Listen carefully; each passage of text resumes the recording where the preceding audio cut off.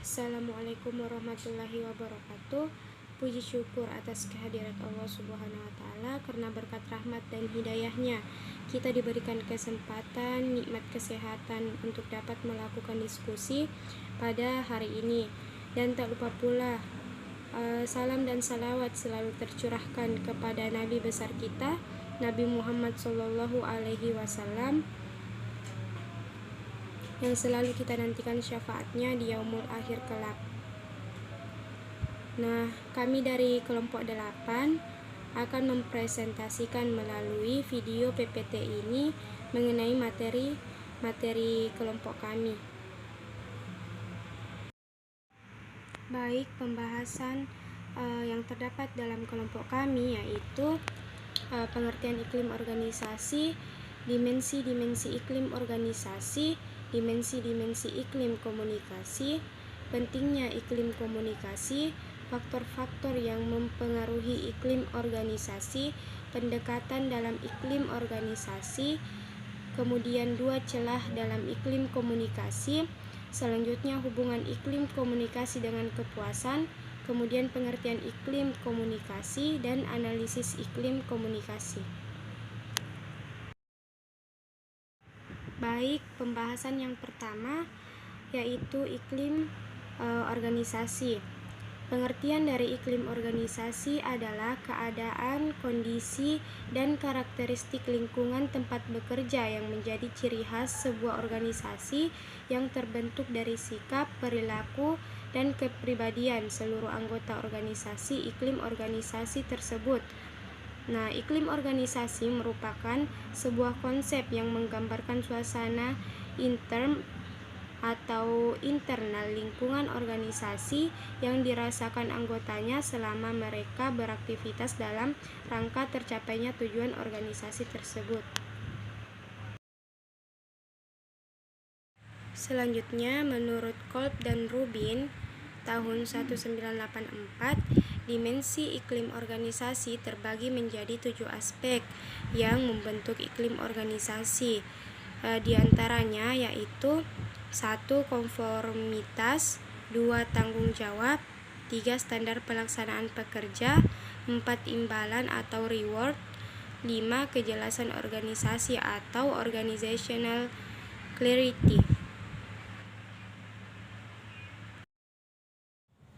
Selanjutnya bagian 6 yaitu hubungan interpersonal dan semangat kelompok atau warmth and support. Bagian ke-7 kepemimpinan atau leadership. Selanjutnya, faktor yang mempengaruhi iklim organisasi.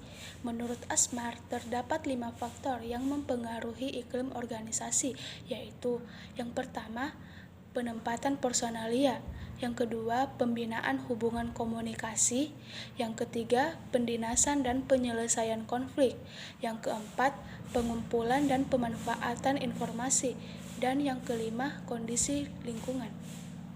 James dan Jones dalam Tolson dan Smith membagi iklim organisasi dalam 3 pendekatan, yaitu yang pertama, multiple measurement organizational approach. Pendekatan ini memandang bahwa iklim organisasi merupakan serangkaian karakteristik deskriptif dari organisasi yang mempunyai 3 sifat, yaitu relatif tetap selama periode tertentu, berbeda antara organisasi satu dengan organisasi lainnya, serta mempengaruhi perilaku orang yang berada dalam organisasi tersebut. Yang kedua, perceptual measurement organizational attribute approach.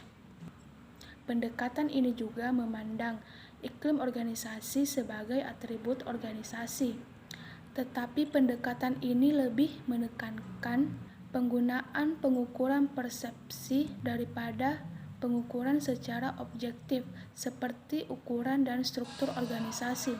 Yang ketiga, perceptual measurement individual approach. Pendekatan ini memandang iklim sebagai ringkasan atau persepsi global yang mencerminkan sebuah interaksi antara kejadian yang nyata dalam organisasi dan persepsi terhadap kejadian tersebut. Selanjutnya, pengertian iklim komunikasi. Iklim komunikasi terdiri dari dua kata, yaitu iklim dan komunikasi. Iklim adalah suasana seseorang kepada orang lain, sedangkan komunikasi adalah proses penyampaian suatu pernyataan oleh seorang kepada orang lain. Iklim komunikasi adalah suasana lingkungan atau komunikasi yang menjadi faktor penentu berlangsungnya suatu komunikasi yang terdiri dari 4 macam lingkungan. Yang pertama yaitu lingkungan fisik yang menunjukkan bahwa suatu proses komunikasi hanya bisa terjadi apabila tidak ditemukan rintangan fisik, misalnya geografis. Yang kedua yaitu lingkungan sosial budaya yang menunjukkan faktor sosial budaya, ekonomi, dan politik yang bisa menjadi kendala terjadinya komunikasi, misalnya bahasa, percakapan, adat istiadat, dan status sosial. Yang ketiga yaitu dimensi psikologi adalah pertimbangan kejiwaan yang digunakan dalam berkomunikasi, misalnya menghindari kritik yang menyinggung perasaan orang lain. Dimensi psikologi ini sering disebut dengan dimensi internal. Yang keempat yaitu dimensi waktu yang menunjukkan situasi yang tepat untuk melakukan kegiatan komunikasi.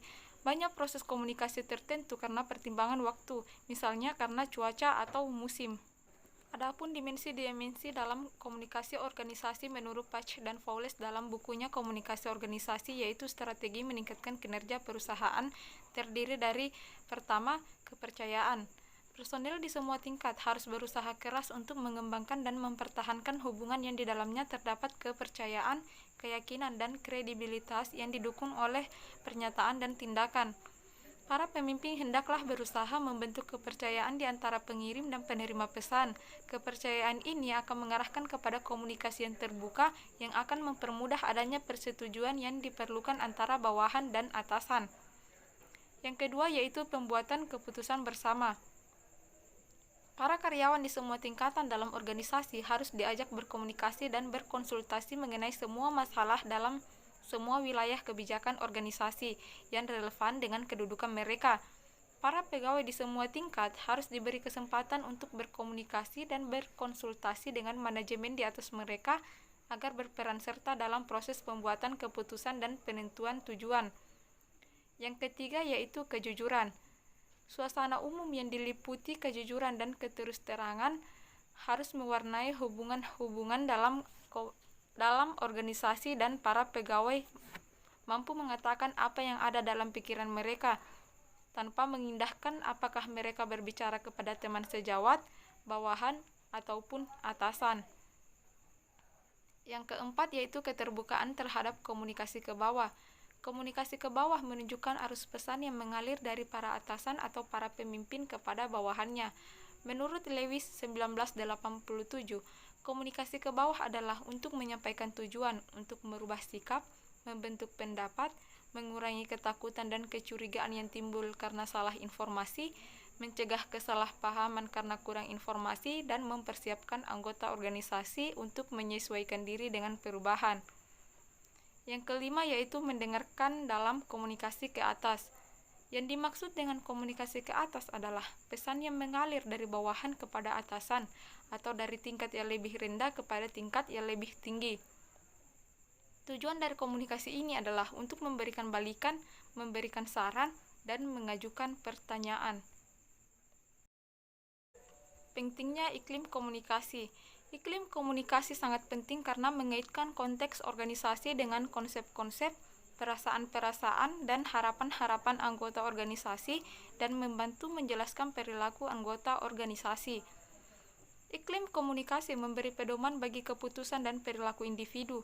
Keputusan-keputusan yang diambil oleh anggota organisasi untuk melaksanakan pekerjaan mereka secara efektif, mengikatkan diri mereka dengan organisasi.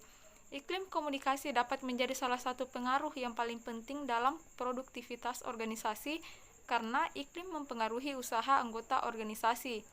Iklim komunikasi mempengaruhi cara hidup kita, kepada siapa kita bicara, siapa yang kita sukai, bagaimana perkembangan kita, dan apa yang ingin kita capai.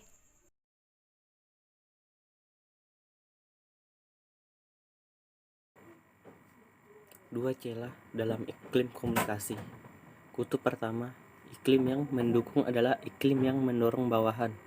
Kutub kedua adalah iklim yang Bertahan menggambarkan bagaimana individu harus berjaga dan bereaksi dengan penuh perjuangan terhadap berbagai tantangan organisasi. Hubungan iklim komunikasi dengan kepuasan komunikasi. Iklim komunikasi jelas dipengaruhi oleh persepsi bagaimana baiknya aktivitas komunikasi dari suatu organisasi memuaskan tuntutan pribadi.